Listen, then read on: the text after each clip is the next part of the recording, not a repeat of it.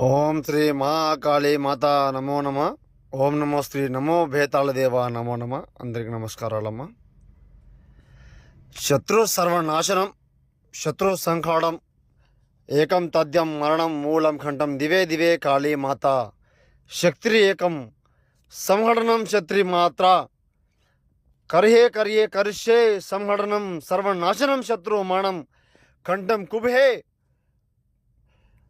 మీరు శత్రు బారిలో పడి రోజు రోజుకి నశించిపోతుంటే గురువు గారిని ఫోన్ చేయండి.